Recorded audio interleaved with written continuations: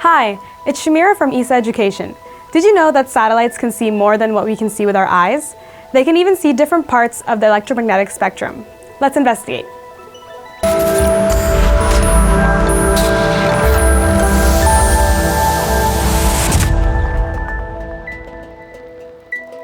The human eye can only see a very limited range of the electromagnetic spectrum, the visible light.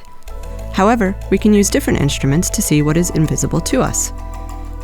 Earth observation satellites, for example, carry scientific instruments that can see in the visible and the infrared range, as well as other ranges of the electromagnetic spectrum.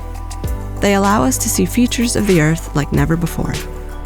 In the infrared part of the spectrum, specific satellites are able to highlight Earth's vegetation, weather events, or even the temperature of the Earth's land surface.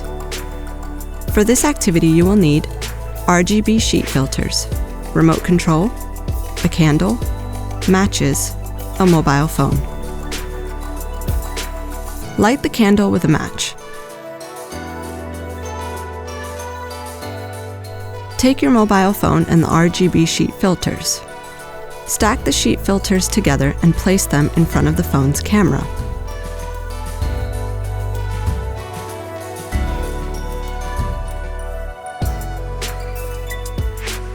Lift the candle in front of the camera.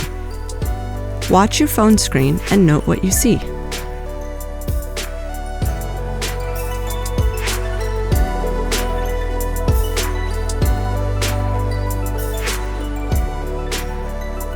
Now lift the remote control and click the buttons towards the camera. Watch your phone screen again and note what you see. Using the RGB filters in a phone camera, we are able to see infrared radiation, just like a satellite. The remote control and the camera emit infrared radiation. With the help of the phone camera, we can see infrared light emitted from the remote control.